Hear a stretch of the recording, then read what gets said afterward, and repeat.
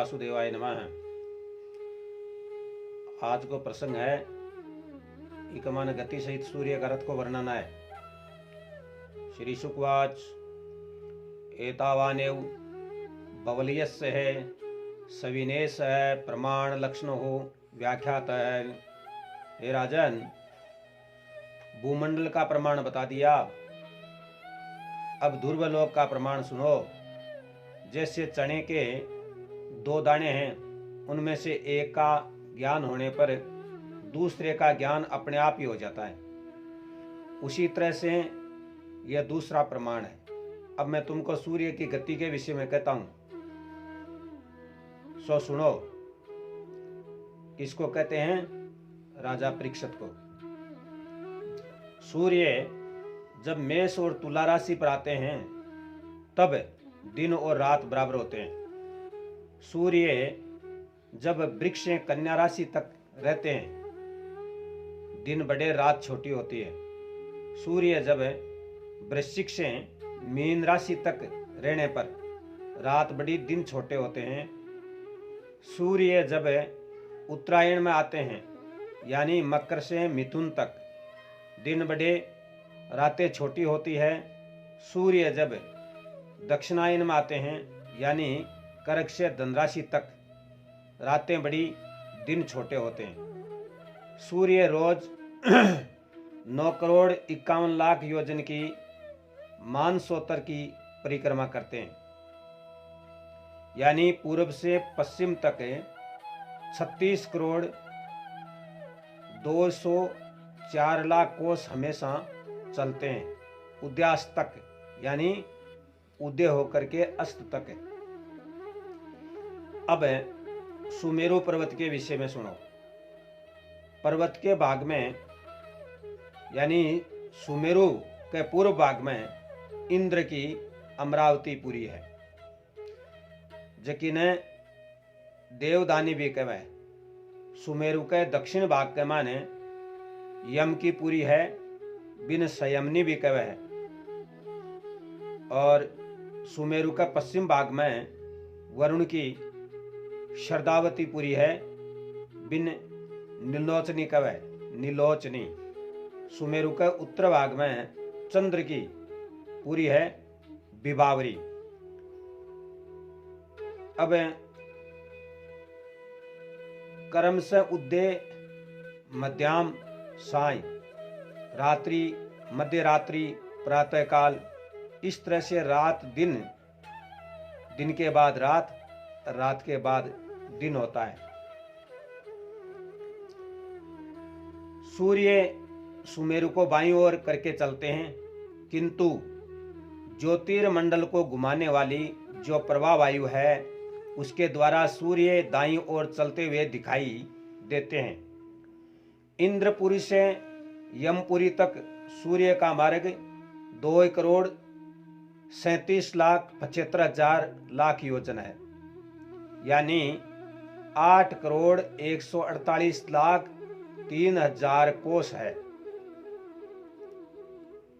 इस मार्ग को सूर्य 15 घड़ी में तय करते हैं, यानी 6 घंटे में। इसी तरह सूर्य का वेदमय रथ 2 घड़ी में 34,800,000 योजन मार्ग तय करते हैं, यानी 48 मिनट में 136,32,000 कोस चलते हैं। रथ का पहला धुरा मेरु पर, दूसरा धुरा मानसोत्तर पर्वत पर। रथ का ऊपरी भाग ध्रुवलोक से बंधा हुआ है। सूर्य के बैठने का स्थान 36 लाख योजन चौड़ा है, यानी 144 लाख कोस लंबा तथा 36 लाख कोस को घेरो 9,51,00,000 योजन, यानी 36,204,00,000 कोस का है। सूर्य नारायण पलक झपकते ही 2,002 योजन चलते हैं, यानी 8,800 कोस चलते हैं।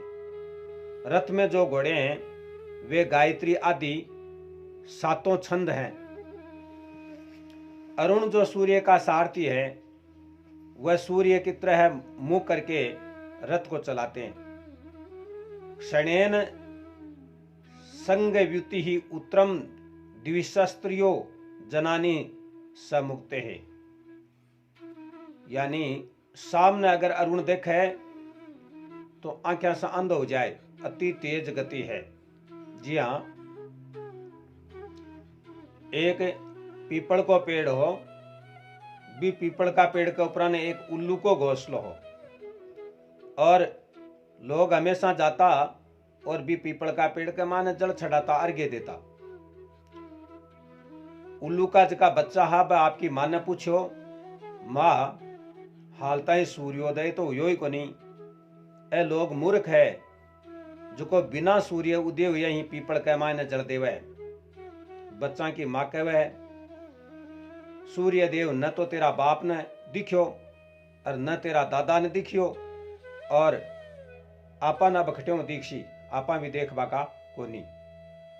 कहने को तात्पर्य सूर्योदय हुए जना उल्लू अंध हो जाए, बिकी आंखें है जो कि मिच जाए, बिन रात नहीं दिखे। तो इस प्रकार से अरुण जो है सामने कौन देख सके, सूर्य की तरफ ही मुख रखकर घोड़ा हाँकतो रहे।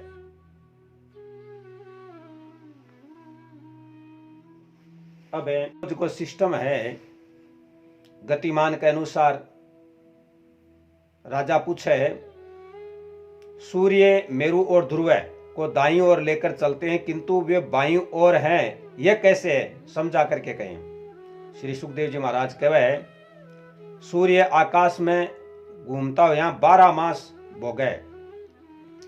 उस समय को लोग संवत्सर कहते हैं।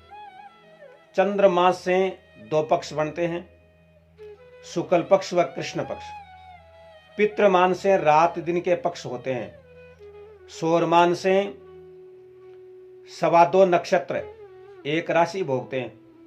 2 राशि की एक ऋतु, 6 राशि का एक अयन, उत्तरायण में 6 राशि और दक्षिणायन में 6 राशि। 12 राशियों का 2 अयन होता है। 12 महीने में 2 अयन का एक वर्ष होता है। सूर्य से 1 लाख योजन नीचे तथा पृथ्वी से 2 लाख योजन ऊंचे चंद्रमा की स्थिति है। यानी पृथ्वी से चंद्रमा की ऊंचाई 8 लाख कोस की है, और चंद्रमा से नक्षत्र की जो ऊंचाई है वह 3 लाख योजन यानी 12 लाख कोस है, और नक्षत्र से शुक्र की ऊंचाई 2 लाख योजन 8 लाख कोस है, और शुक्र से बुध की ऊंचाई 2 लाख योजन 8 लाख कोस है। बुध से मंगल की ऊंचाई 2 लाख योजन 8 लाख कोस है, और मंगल से गुरु की ऊंचाई 2 लाख योजन 8 लाख कोस है। गुरु से शनि की ऊंचाई 2 लाख योजन 8 लाख कोस है।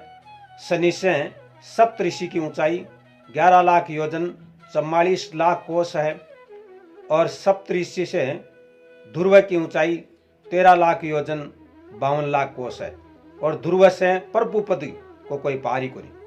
इस तरह से ग्रहों की स्थिति बताई, उसका मैंने अब आपको वर्णन कर दिया, और इसको ध्यान में रखते हुए सूर्य भगवान की जो उपासना करता है उसको सप्तपुरी का आनंद मिलता है।